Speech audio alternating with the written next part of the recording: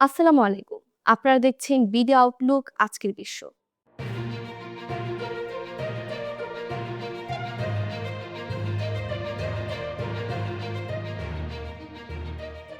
মধ্যপ্রাচ্যের চলমান উত্তেজনার মধ্যেই একের পর এক নতুন ধরনের অস্ত্র, ক্ষেপণাস্ত্র ও ড্রোন ব্যবহার করে হামলা চালিয়ে আন্তর্জাতিক অঙ্গনে আলোচনার কেন্দ্রে উঠে এসেছে ইরান।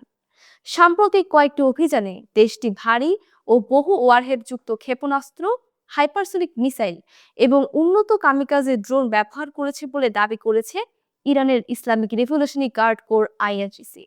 ইরানের সামরিক বাহিনী জানিয়েছে সর্বশেষ হামলায় ইসরায়েল, ইরাক, বাহরাইন সহ মধ্যপ্রাচ্যের বিভিন্ন স্থানে থাকা মার্কিন সামরিক স্থাপনাকে লক্ষ্য করে বহুমুখী আক্রমণ চালানো হয়েছে। টানা কয়েক ঘন্টা ধরে চলা এই হামলায় নতুন প্রজন্মের ভারী ক্ষেপণাস্ত্র ব্যবহার করা হয়, যা একাধিক ওয়ারহেড বহন করতে সক্ষম। ইরানের সামরিক বাহিনী প্রকাশিত ফুটেজে দেখা যায় একাধিক প্রজেক্টাইল বহনকারী ভারী ক্ষেপণাস্ত্র আকাশে উৎক্ষেপণ করা হচ্ছে। এসব ক্ষেপণাস্ত্র লক্ষ্যবস্তুতে পৌঁছানোর আগে একাধিক অংশে বিভক্ত হয়ে আলাদা আলাদা আঘাত হানতে পারে। আইআরজিসির দাবি অনুযায়ী এটি ছিল তাদের ধারাবাহিক অভিযানের ৩৭তম দফা। এই হামলায় নতুন প্রজন্মের সুপার হেভি খোররামশার ক্ষেপণাস্ত্র ব্যবহার করা হয়েছে বলে জানানো হয়। ইরানের ফার্স্ট নিউজ এজেন্সির বরাতে আইআরজিসি জানায় তেল আবিবের দক্ষিণে অবস্থিত হায়েলা স্যাটেলাইট যোগাযোগ কেন্দ্রকে দ্বিতীয়বারের মতো লক্ষ্য করে হামলা চালানো হয়েছে। একই সঙ্গে ইসরায়েলের বীর ইয়াকুব, পশ্চিম জেরুজালেম এবং হাইফার বিভিন্ন সামরিক স্থাপনাও লক্ষ্যবস্তুতে পরিণত হয়। ইসরায়েলের আকাশ প্রতিরক্ষা ব্যবস্থা বেশ কিছু ক্ষেপণাস্ত্র প্রতিহত করেছে বলে ফুটেজে দেখা গেলেও তেল আবিবের বিভিন্ন স্থানে আঘাত হানার খবরও পাওয়া গেছে। আইআরজিসি আরও জানিয়েছে ইসরায়েলের পাশাপাশি মধ্যপ্রাচ্যে অবস্থিত মার্কিন সামরিক ঘাঁটিগুলো তাদের হামলার লক্ষ্যবস্তু ছিল। ইরাকের ইরবিলে অবস্থিত মার্কিন সামরিক ঘাঁটি এবং বাহরাইনের রাজধানী মানামায় যুক্তরাষ্ট্রের নৌবাহিনীর পঞ্চম নৌবহরের সদর দপ্তর লক্ষ্য করে ক্ষেপণাস্ত্র নিক্ষেপ করা হয়েছে বলে দাবি করেছে ইরান। এছাড়া সংযুক্ত আরব আমিরাতের আবুধাবির কাছে অবস্থিত আল ধাফরা বিমান ঘাঁটি এবং বাহরাইনের জুফায়ার বিমান ঘাঁটিকেও লক্ষ্য করা হয়েছে বলে জানানো হয়।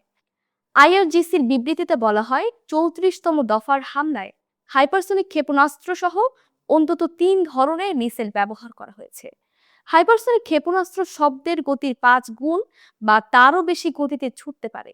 এই ধরনের অস্ত্র প্রতিহত করা আধুনিক আকাশ প্রতিরক্ষা ব্যবস্থার জন্য অত্যন্ত কঠিন বলে মনে করেন সামরিক বিশ্লেষকরা। ইরানের দাবি অনুযায়ী এসব ক্ষেপণাস্ত্র তেল আবিবের পূর্বাঞ্চলে অবস্থিত ইসরায়েলের গোপন ক্ষেপণাস্ত্র লঞ্চারেও আঘাত এনেছে। ক্ষেপণাস্ত্র হামলার পাশাপাশি ড্রোন প্রযুক্তিতেও নতুন চমক দেখিয়েছে ইরান। দেশটি তাদের শাহেদ-১০১ কামিকাজে ড্রোনের একটি উন্নত সংস্করণ উন্মোচন করেছে, যা আগের তুলনায় আরও নিঃশব্দ এবং শনাক্ত করা কঠিন। প্রতিরক্ষা বিশ্লেষকদের মতে এই ড্রোনটির অন্যতম বড় পরিবর্তন হচ্ছে এর প্রোপেলার বা পাখার অবস্থান। আগের সংস্করণে পেছনের দিকে গ্যাসোলিন ইঞ্জিন থাকলেও নতুন সংস্করণে প্রোপেলারটি সামনে স্থাপন করা হয়েছে এবং এটি বৈদ্যুতিক মোটরে পরিচালিত হবে। এর ফলে ড্রোনটি উড়ার সময় প্রায় কোনো শব্দ তৈরি করবে না এবং তাপ নির্গমনও খুব কম হবে। ফলে রাডার ও ইনফ্রারেড শনাক্তকরণ ব্যবস্থার পক্ষে এটি শনাক্ত করা আরও কঠিন হয়ে পড়বে। নতুন সংস্করণের শাহেদ-১০১ ড্রোনে একটি রকেট বুস্টারও যুক্ত করা হয়েছে বলে জানিয়েছেন বিশ্লেষকরা। উৎক্ষেপণের সময় এই বুস্টার ড্রোনটিকে দ্রুত গতি অর্জনে সহায়তা করবে। নির্দিষ্ট গতি পাওয়ার পর এটি স্বয়ংক্রিয়ভাবে বিচ্ছিন্ন হয়ে যাবে। শাহেদ-১০১ মূলত একটি লোইটারিং মিউনিশন বা আত্মঘাতী ড্রোন। এটি দীর্ঘ সময় আকাশে ঘুরে লক্ষ্যবস্তু খুঁজে বের করতে পারে এবং লক্ষ্য নির্ধারণের পর বিস্ফোরক সহ সরাসরি আঘাত হানে। আধুনিক যুদ্ধের বাস্তবতায় ড্রোনের ব্যবহার দ্রুত বাড়ছে। তুলনামূলক কম খরচে দীর্ঘ দূরত্বে হামলা চালাতে পারা এবং শত্রুপক্ষের প্রতিরক্ষা ব্যবস্থাকে বিভ্রান্ত করার সক্ষমতার কারণে এই ধরনের ড্রোনকে অনেকেই ভবিষ্যতের যুদ্ধের গুরুত্বপূর্ণ অস্ত্র হিসেবে দেখছেন। বিশ্লেষকদের মতে ক্ষেপণাস্ত্র ও ড্রোন প্রযুক্তিতে ধারাবাহিক উন্নয়ন ঘটিয়ে ইরান একদিকে যেমন সামরিক সক্ষমতা প্রদর্শন করছে, অন্যদিকে মধ্যপ্রাচ্যের চলমান সংঘাতে নতুন মাত্রাও যোগ করছে। ফলে ইরান ইসরায়েল উত্তেজনা এবং মধ্যপ্রাচ্যের নিরাপত্তা পরিস্থিতি আরও জটিল হয়ে উঠতে পারে বলে আশঙ্কা করছেন আন্তর্জাতিক পর্যবেক্ষকরা। ইরান যুক্তরাষ্ট্রকে ঘিরে মধ্যপ্রাচ্যের চলমান সংঘাতের সবচেয়ে বড় প্রশ্ন এখন এই যুদ্ধ কতদিন চলবে এবং এর শেষ নির্ধারণ করবে কে। বাস্তবে বিষয়টি একপাক্ষিক নয়। যুদ্ধের সময়সীমা নির্ধারণে তিনটি পক্ষের ভূমিকা গুরুত্বপূর্ণ হয়ে উঠছে: ইরান, যুক্তরাষ্ট্র এবং ইসরায়েল।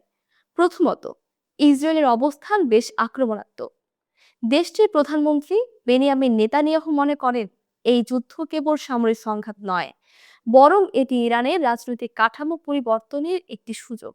তার বক্তব্য অনুযায়ী লক্ষ্য শুধু সামরিক অবকাঠামো ধ্বংস নয়, বরং এমন একটি পরিস্থিতি তৈরি যাতে ইসলামী প্রজাতন্ত্রের বর্তমান শাসন দুর্বল হয়ে পড়ে বা পরিবর্তিত হয়।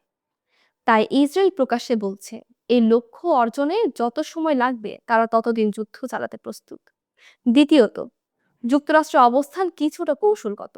মার্কিন প্রশাসন সরাসরি দীর্ঘস্থায়ী যুদ্ধে জড়িয়ে পড়তে চায় কিনা এ প্রশ্ন এখনও স্পষ্ট নয়। তবে বিশ্লেষকদের মতে ওয়াশিংটনের লক্ষ্য হতে পারে নির্দিষ্ট কিছু সামরিক ও কৌশলগত লক্ষ্য অর্জনের পর যুদ্ধকে সফল অভিযান ঘোষণা করে শেষ করা। অর্থাৎ যুক্তরাষ্ট্র যুদ্ধের শর্ত নির্ধারণ করে এমন একটি সময় বেছে নিতে পারে যখন তারা দাবি করতে পারবে যে ইরানকে যথেষ্ট দুর্বল করা হয়েছে। তৃতীয়ত, ইরানের বক্তব্য একেবারেই ভিন্ন। তেহরানের কর্মকর্তারা বলছেন যুদ্ধ কতদিন চলবে তা শেষ পর্যন্ত ইরানে নির্ধারণ করবে।